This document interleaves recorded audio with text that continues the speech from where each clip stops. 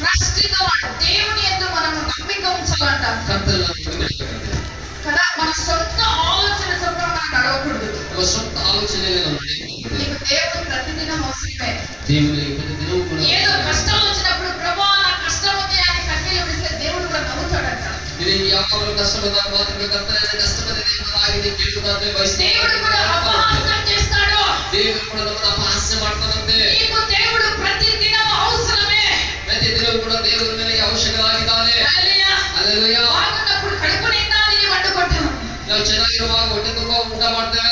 ಅన్నీ ఉన్నప్పుడు ಕడుಪು ನಿಂದ ನೀನು ಪಟ್ಟುకుంటావా? ಎಲ್ಲೋ ಇರುವಾಗ ಹೊಟ್ಟೆ ತುಂಬ ಊಟ ಮಾಡ್ತೇವೆ. అప్పుడు దేవుడు అవసరమే. ಆಗ ಕರ್ತನ ಅವಶ್ಯಕತೆ ಇಲ್ಲ. ರೇಷನ್ అయిపోతుందనే డబ్బులు లేవు, దేవుడు అవసరం. ಆವಾಗ ರೇಷನ್ ಮುಗಿದುಕೊಳ್ಳದೆ ನಮಗೆ ಹಣ ಬೇಕು, ದೇವರ ಅವಶ್ಯಕ. డబ్బులు లేవుక ಈಗ ಹಣವಿಲ್ಲ. ಈಗ జీతం రానికి లేట్ అయింది. ಸಂಬಳ ಬರೋದು ತಡವಾಗ್ತಾ ಇದೆ. స్నేహితుల దగ్గర అడిగాము. ಸ್ನೇಹಿತರ ಬಳಿ ಕೇಳ್ಕೊಂಡೆವು. నాకే చాలా బాకీలు ఉన్నాయి. ನನಗೆ ತುಂಬಾ ಸಾಲ ಇದೆಯಪ್ಪ. ನಿನಗೆ ಕೊಡಬೇಕು. ನನಗೆ ಆಗುದಿಲ್ಲ. ಏನ್ చేస్తున్నావు? ಏನ್ ಮಾಡ್ತಾ ಇದೀಯಾ? పిల్లలు ఆకలి అంటున్నారు. ಮಕ್ಕಳು ಹಸಿವೆ ರೇಷನ್ ತರಬೇಕು. ಹೌದು, ಬಡ್ಡಿ ಕಟ್ಟಬೇಕು. ಈಗ ನಮ್ಮ ಕಣ್ಣುಗಳು ತೇಲ ಬಿಡ್ತಾವೆ. ಅಷ್ಟವರೆಗೂ ಕೂಡ ನಮ್ಮ ಕಣ್ಣುಗಳಿಗೆ ಭಯಗಳು ಬಂದಿವೆ. ಆ ಭಯಗಳು ಬಂದಿವೆ ನಮ್ಮ ಕಣ್ಣುಗಳಿಗೆ.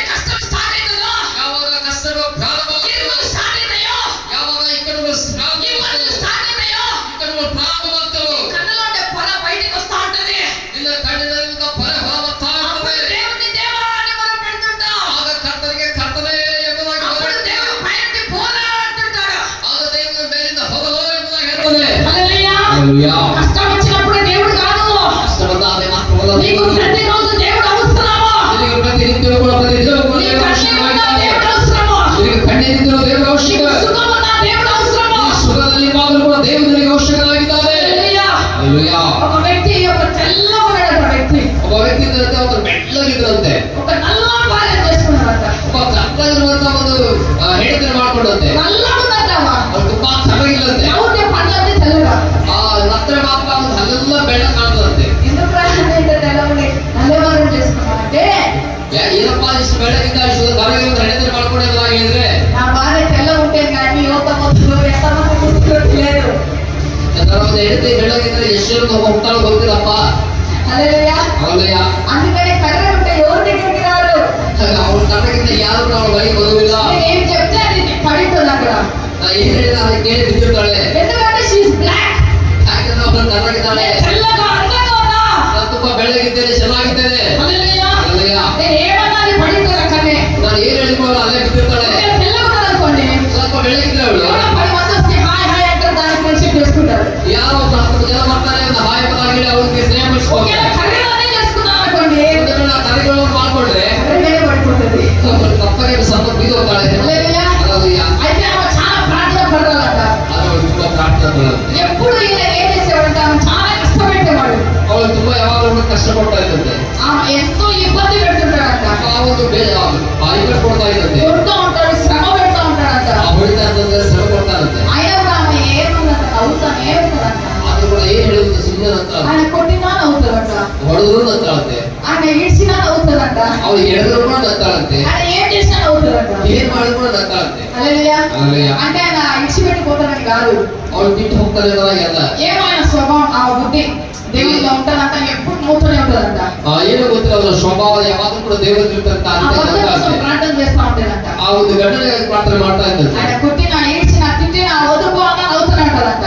ಅಲ್ಲಿ ಅವನು ಹೇಳಿದ್ರು ಬಡಿದ್ರು ಬೇಡ ಹೋಗ್ಬೇಕಂತ ಹೇಳಿದ್ರು ಕೂಡ ಪ್ರಾರ್ಥನೆ ಮಾಡ್ತಾ ಇದ್ದ ನಂತರ ಇದ್ದಂತೆ. అయితే ఒక రోజు ಒಂದು ದಿನ ఈ భర్త డ్రైవ్ చేసుకొని వెళ్తున్నాడంట. ಒಂದು ದಿನ ಈ ಒಂದು ಗಂಡ ಒಂದು ಡ್ರೈವ್ ಮಾಡ್ಕೊಂಡು ಹೋಗ್ತಾ ఆ ಇದ್ದಂತೆ. దారిలో వచ్చే దాంట్లో ఒక పెద్ద యాక్సిడెంట్ అయిందంట. ಆ ಬರುವಂತ ದಾರಿ ಒಂದು ದೊಡ್ಡ ಒಂದು ಆಕ್ಸಿಡೆಂಟ್ ಆಯ್ತಂತೆ. పెద్ద యాక్సిడెంట్ అయింది. ದೊಡ್ಡ ಆಕ್ಸಿಡೆಂಟ್ ಆಯ್ತಂತೆ. పెద్ద యాక్సిడెంట్ అయిపోవడం వల్ల ఆయన బాడీలోని ఎముకలన్నీ ఇరిగిపోయాయి. ಅವರ ಒಂದು ದೇಹದ ಎಲ್ಲ ಎಲ್ರು ಮುರಿದು ಹೋಯ್ತಂತೆ. భర్త దగ్గరికి వచ్చిందంట. ಗಂಡನ ಮನೆ ತಂದಂತೆ. నవ్వుతా ఉందంట. ನಂತರ ಇದ್ದಂತೆ. నవ్వుతా ఉందంట. ನಗ್ತಾ ಇದ್ದಂತೆ. పిచ్చిదానా, నాకు ఇంత బాగాలేక ఎముకలన్నీ ఇరిగిపోతే నువ్వు నవ్వుతా ఉంటావా? ನನ್ನ ಎಲ್ರು ಹಾಕ್ಬಿಡೋದು ಕೂಡ ನೀವು ನಗ್ತಾ ಇದೆ ಅಂತ ಹೇಳಿದಂತೆ. అప్పుడు అందరంట భార్య, ಹೇಳಿದಂತೆ పిచ్చోడా, పిచ్చోడా, ಶಿಕ್ಷಣೆ ఇప్పుడు దేవుడిలోకి వస్తావా? ಈಗ ದೇವರಿಗೆ ಬರ್ತೀಯಾ? ఇప్పుడు దేవుడిలోకి వస్తావా? ದೇವರಿಗೆ ಬರ್ತೀಯಾ ನೀನು? హల్లెలూయా. హల్లెలూయా. సమస్య ఉన్నప్పుడు మాత్రమే దేవుడిలోకి రావడం కాదు. ಸಮಸ್ಯೆ ಇದ್ದಾಗ ದೇವರಿಗೆ ಬರುವುದಲ್ಲ. ఎప్పుడు దేవుడు అవసరం రావాలి. ಯಾವಾಗಲೂ ಕೂಡ ದೇವರ ಅವಶ್ಯಕತೆ ఉన్నప్పుడు దేవుడు కావాలి నీకు. నువ్వు సంతోషం ఉన్నప్పుడు కూడా దేవుడు నీకు కావాలి. ఈ సంతోషದಲ್ಲಿ ಯಾವಾಗಲೂ ಕೂಡ ದೇವರು ಬೇಕು. ఇప్పుడు చెప్పండి, ಈಗ ಹೇಳಿ, ఇప్పుడు చెప్పండి. ಈಗ ಹೇಳಿ. అన్ని ఉన్నప్పుడు భర్త చాలా మంచోడు, ಎಲ್ಲ ಇದ್ದಾರೆ ಗಂಡ ತುಂಬಾ ಒಳ್ಳೆಯದು, ఏమీ లేదు కొంచెం తక్కువైంది అనుకోండి, ಏನಿಲ್ಲ ಸ್ವಲ್ಪ ಕಮ್ಮಿ ಆದ್ರೆ నువ్వు ఏమన్నా మనిషిరా, ಇದೇನಾದ್ರು ಮನುಷ್ಯನ పిల్లలు ఎండుకపోతున్నారు, ಮಕ್ಕಳ ಒಂದು ಅವರು ಮನೆಗೆ ಹೋಗ್ತಾ ಇದ್ದಾವೆ, ఉతకలేక చాలింది, ಮನೆಯಲ್ಲಿ ಒಂದು ಬಟ್ಟೆ ಮುಗಿದು ಸಾಧ್ಯವಾಗ್ತಾ ಇಲ್ಲ. ఒక వాషింగ్ మిషన్ తెచ్చి నీకు శాత కదా, ಒಂದು ವಾಷಿಂಗ್ ಮಿಷನ್ ತರ ಆಗುದಿಲ್ವಾ? నువ్వు మంచోడివే, ನೀವು ಒಳ್ಳೆಯವಾ? హల్లెలూయా. ఇది కాదు, నీ భర్త నీళ్లు తాగవల్ల కష్ట సమయంలో నువ్వు తాగాలి. ನಿನ್ನ ಗಂಡ ನೀರು ಕುಡಿಯಬಾರದು, ಹಿಡಿದುಕೊಂಡು ನಿನ್ನ ಕಷ್ಟದ ಸಮಯದಲ್ಲಿ ಕುಡಿಯಬೇಕು. హల్లెలూయా. హల్లెలూయా. ఆ సమయంలో కూడా దేవుడు నీకు అవసరము. ಆ ಸಮಯದಲ್ಲಿ ಸಹ ದೇವರು ನಿನಗೆ ಅವಶ್ಯಕನಾಗಿದ್ದಾನೆ. నీ భర్త ఇల్లు విడిచిపెట్టి రోడ్డు మీదకి వెళ్ళినా భార్య పిల్లలు తండ్రితో పాటు రోడ్డు మీదకి వెళ్ళండి. ನಿನ್ನ ಒಂದು ಗಂಡ ಒಂದು ಬಿಟ್ಟು ಒಂದು ರಸ್ತೆಯಲ್ಲಿ ಹೋದರೂ ಕೂಡ ಹೆಂಡತಿ ಮಕ್ಕಳು ಸೇರಿ ಜೊತೆಗೆ ಹೋಗಿ నీ కష్ట సమయంలో దేవుడు నీకు అవసరము. ನಿನ್ನ